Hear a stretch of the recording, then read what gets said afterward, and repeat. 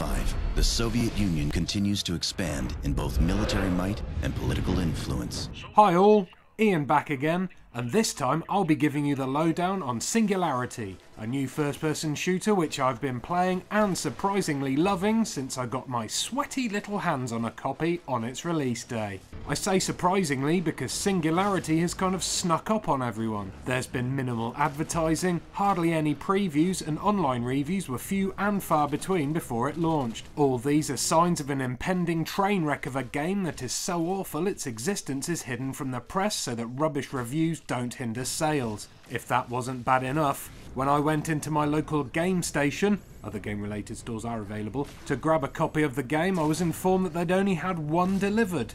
One copy? Weird.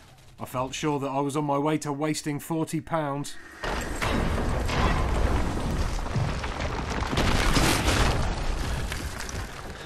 Luckily though, my fears were all unfounded and the game I experienced when I switched on my console was much better than the by-the-numbers shoddy FPS I was expecting thanks to the madcap marketing involved in its release. Nathaniel Renko. My God, you're here. Just like Mir 12 said.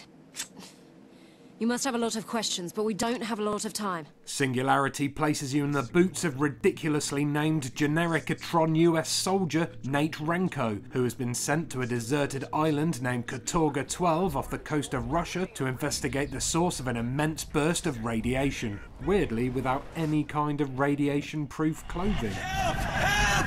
For the love of God, please! Let me out! That's kind of dangerous, right?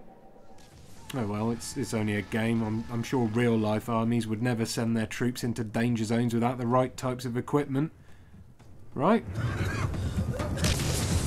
Anyway, the helicopter that Renko is flying in with his equally Genericatron army buddies is struck by an EMP and ends up making a rather ungraceful crash landing straight onto Katorga 12. What follows is nowhere near a by-the-numbers FPS as Renko stumbles across an island base filled with Cold War secrets. The base has been built to process the mysterious and powerful new element E99 which can only be found on Katorga 12. This element is immensely powerful and thanks to the efforts of maniacal Russian scientists, it's been harnessed for use in terrible weapons more powerful than the atomic bomb. The unstable element was full of surprises though, and along with mutating the unfortunate people who came into contact with it, it also has the ability to manipulate time itself.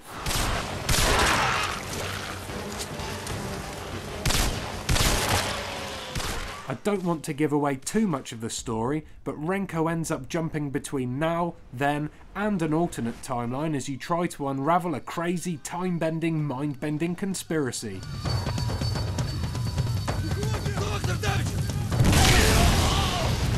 Hold on. Time travel? Weird island? This sounds a lot like Lost. Oh, and it looks like the developers must have noticed this too.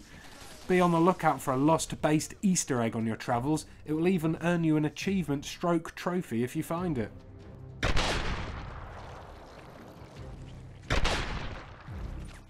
To help you along on your time jaunt, Renko ends up possessing a TMD, or time manipulation device if you hate acronyms. The TMD lets you control time itself, and it adds an awesome new angle to the FPS genre. With the TMD you can build cover from the rubble of broken walls as you reverse the effects of time. You can age enemy soldiers into dust, or freeze the bad guys in a bubble of time so you can dispatch them in a variety of cool ways.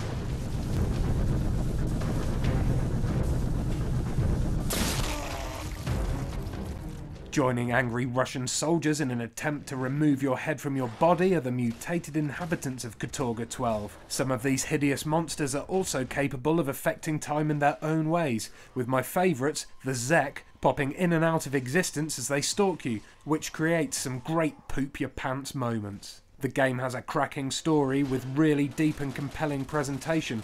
Think along the lines of Metro 2033 and Bioshock, and you're close to how involving the story is. Graphically, it's not as polished as the previously mentioned games, but it's still very impressive. The atmosphere and the graphical style is just right, and the small changes in the scenery when you flip-flop between time zones are great little touches. As with all games though, there are a few problems. Thankfully, most are minor.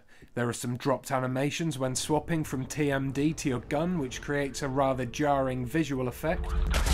And the game has fallen foul of the annoying checkpoint curse, which means you have to repeat tedious tasks or listen to the same lines of dialogue every time you die. The worst part of the game is the slightly weak multiplayer, which seems chucked on at the end as a bit of an afterthought.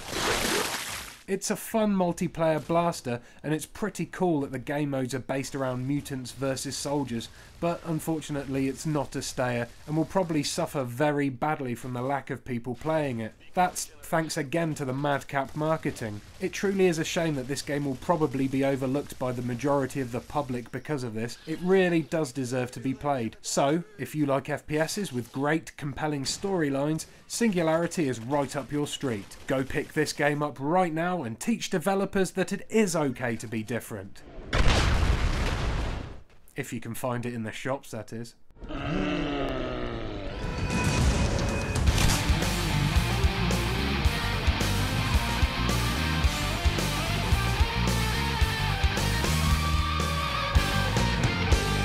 Keep it real, keep it GameTank.